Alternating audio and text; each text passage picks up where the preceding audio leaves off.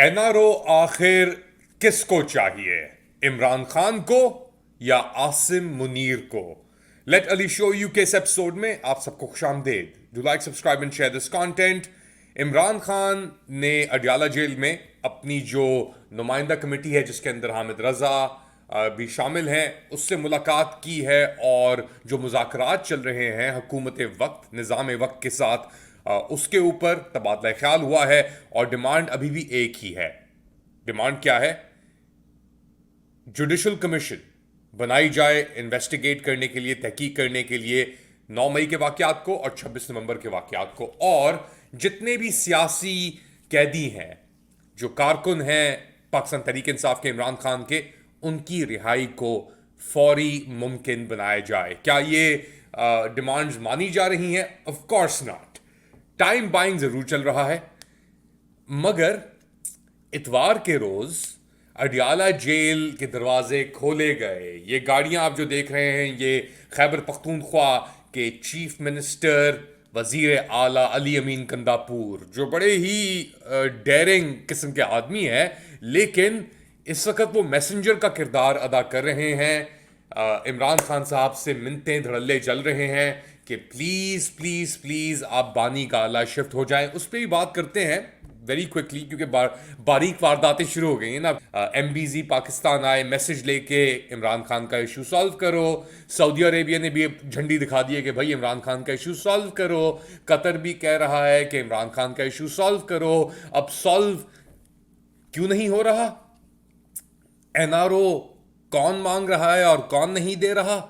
ये साहबजादा हामिद रजा का पहले मुख्तसर से आप सुने कि एनआरओ किसको चाहिए और कौन नहीं दे रहा, उसके बाद आगे बात बढ़ाते हैं। कोई एग्जेक्टिव ऑर्डर नहीं, कोई एनआरओ नहीं, कोई चीज़ नहीं।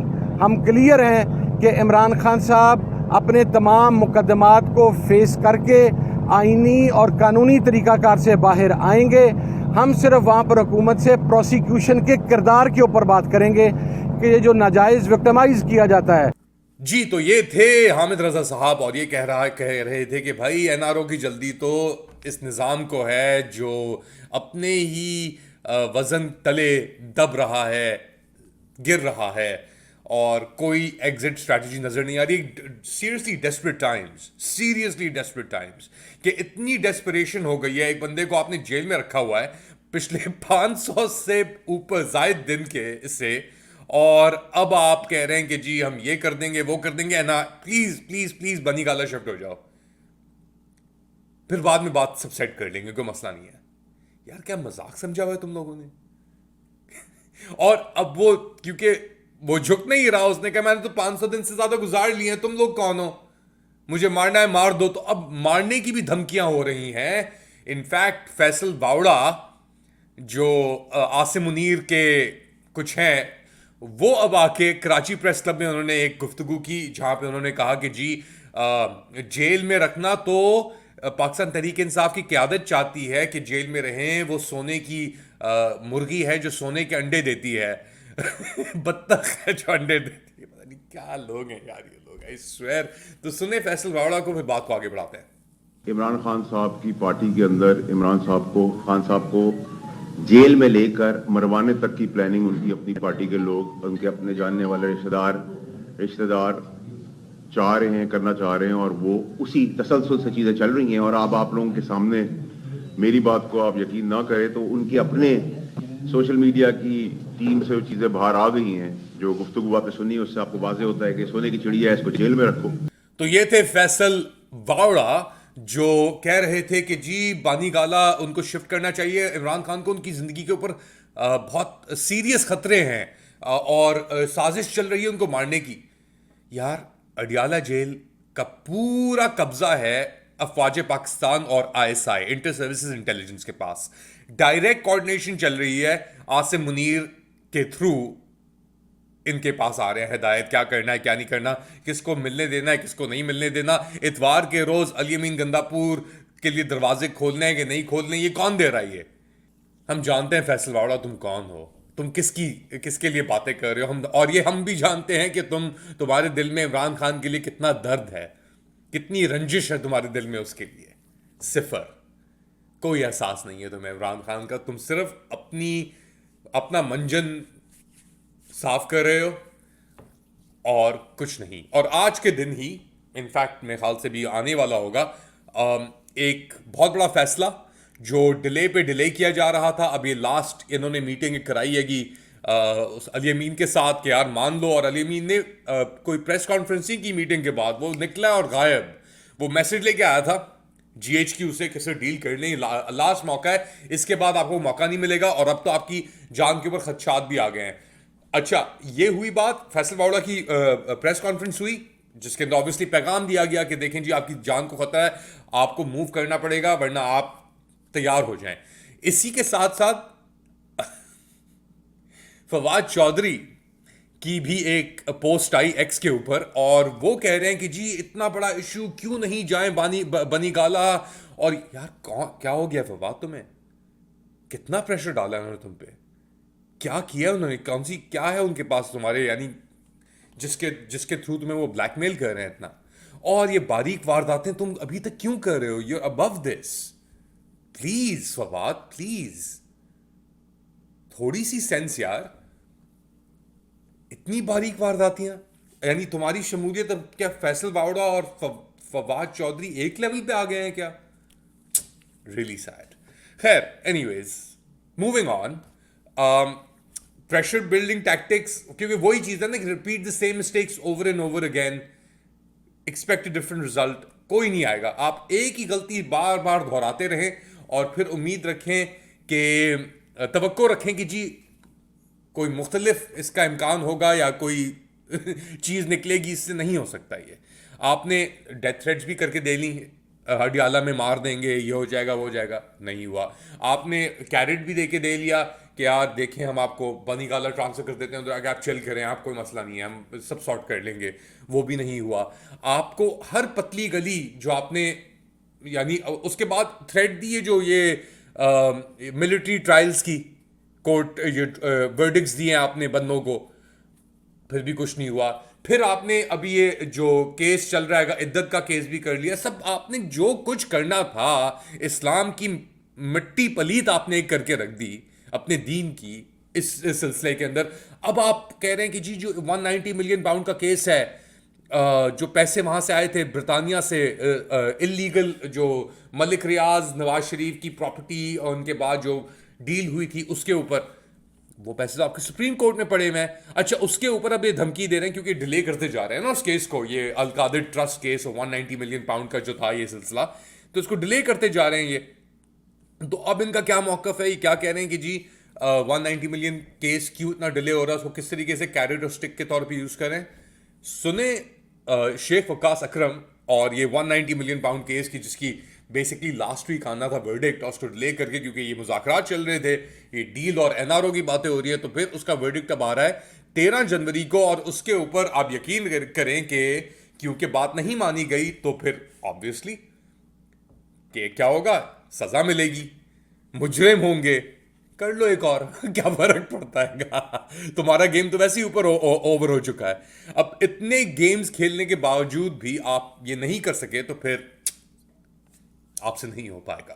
किसी और मुल्क में अगर इस किस्म के फलाही इदारे बनाए जाते हैं तो उनकी खिदमात के सिले में तो शायद नोबेल प्राइज दे दिया जाता, मगर पाकिस्तान में उस ट्रस्ट को 190 मिलियन पाउंड का एक टैग लगा के, वो पैसा जो कभी इस ट्रस्ट में आया ही नहीं या किसी ट्रस्टी ने इस्तेमाल किया ही नहीं, उस पे ट्रस्टीज को बदनाम करके और उन्हें सलाह देने की कोशिश की जाती। आपने मलाला को ही बुला लिया है। अच्छा, मलाला ने कुछ अच्छी बातें की हैं, क्रेडिट पे क्रेडिट इज ड्यू।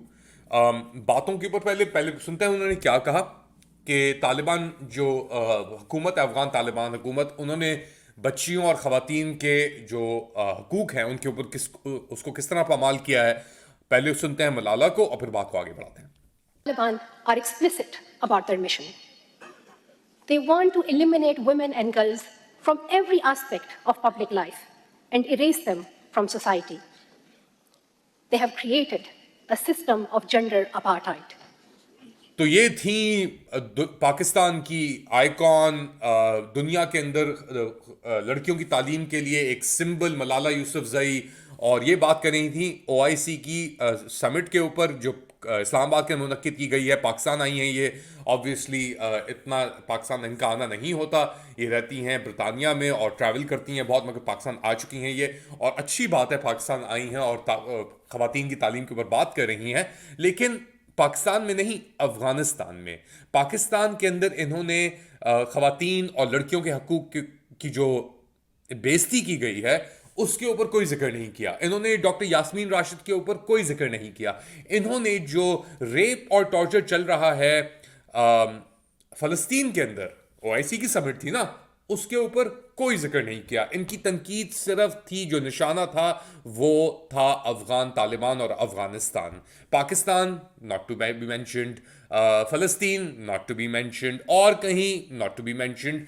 तो आपको इस बात से अंदाजा लगा लेना चाहिए, क्योंकि मैंने इसका कल भी जिक्र किया था, कि ये एक प्लान के तहत पाकिस्तान लेके आई गई इस वक्त, और इस समिट के अंदर इनकी शमूलियत कराई गई, क्योंकि निशाना अफगानिस्तान था अपने ऊपर तनकीद निशाना नहीं था। और इसीलिए ये एक मुनाफिकत है। हम सपोर्ट करते हैं मलाला यूसुफजई को, हम सपोर्ट करते हैं ख़वातीन और लड़कियों की एजुकेशन को। हर लड़की और बच्ची को, as a father of a daughter myself, हर बच्चे को, लड़की हो, बच्चा हो, लड़का हो, डजंट मैटर, तालीम बुनियादी हक है हर इंसान का। तो आप अपना अगर तालीम वो हक से महरूम कर देंगे, अगर आप बच्चों को, ख़वातीन को, लड़कियों को, तो फिर आप कैसी सोसाइटी क्रिएट करेंगे? क्या ऑपरेशंस आप लेके आएंगे? ये दौर टेक्नोलॉजी का दौर है, ये दौर इंटरैक्टिविटी का दौर है, कम्युनिकेशन का दौर है, साइंस का दौर है। इस दौर के अंदर आपको अगर अपना एक सोसाइटी बनानी है तो आपको ख़वातीन की एजुकेशन को तरजीह देनी पड़ेगी, क्योंकि इवेंचुअली जो ख़वातीन है किसी भी माशरे के अंदर, या लड़कियां हैं या बच्चियां हैं, वही जाके एक आगे माशरे को बनाती हैं। मर्दों की एक पेट्रियार्किकल सोसाइटी के अंदर हाँ एक किरदार ज़रूर होता है, मगर घर, एक सोसाइटी बनती है घर से, और घर के अंदर तालीम, तरबियत, ये सब चीज़ें ये माँ देती है, ये लड़कियां देती हैं, बच्चियां देती हैं, ना सिर्फ माँ, बहनें देती हैं। तो एक उस चीज़ के लिए, और मैं जानता हूं कि ट्रेडिशनल सोसाइटीज़ के अंदर, पेट्रियार्कल सोसाइटीज़ के अंदर, क्योंकि मैं आया हूं सोसाइटी से, पाकिस्तान जब मैं पैदा हुआ था, बड़ा औरत, एक पेट्रियार्किकल सोसाइटी थी, यानी वहाँ पे मर्द परस्ती हमारी सोसाइटी के अंदर बहुत चलती है। ख़वातीन को हम एक बार्गेनिंग टूल, चिप या ऐसी कोई चीज़ तस्वुर करके बेसिकली इस्तेमाल करते हैं पाकिस्तान के अंदर। तो ये चीज़ें, ये ब्रेक जो है वो मलाला को एक कम्युनिटी या एक मुल्क को टारगेट करके नहीं आएगा, ये एक ओवर आर्चिंग ह्यूमन राइट्स और डीकन्फ्लिक्शन और डीकॉलोनाइजेशन का एक बुनियाद है। फॉर एग्जाम्पल, आप देखते हैं कि इजराइल फ़लस्तीन के अंदर क्या हो रहा है, वहाँ पे किस तरीके से ख़वातीन के हकूक़ को पामाल किया जा रहा है या ज़्यादतियाँ की जा रही हैं। उसी तरीके से पाकिस्तान को अगर आप देखें, क्या हकूक़ हैं वहाँ पे ख़वातीन के, क्या वहाँ पे किस तरीके से बच्चों को, लड़कियों को ट्रीट किया जाता है। एक लड़की थी शुमाइला, वो मेरे हाल से इस्लामाबाद पेशावर हाईवे के ऊपर कुछ बेच रही थी, एक वीडियो उसकी वायरल हुई। तो ज़रा एक मुख्तसर सा सुने आप, फिर उसके बाद एक तरफ हमारी मलाला यूसुफजई है जो बाहर निकल गई और अपना सिंबल बन गया, और ये बच्ची थी, ये रोड साइड पे कुछ बेच रही है और अंग्रेजी में बात कर रही है। तो सुने ज़रा। You want to buy something? Yes. What are you selling? Peanut, sunflower seeds, and more something you just... What is your name? Shamala. Shamaila. Shamaila, where are you from? I'm from Peshawar. You're from Peshawar? Where did you learn English? But you're teaching me in the home. At home? Yeah. Okay, so what will you give me today? What should I buy? I will give you one...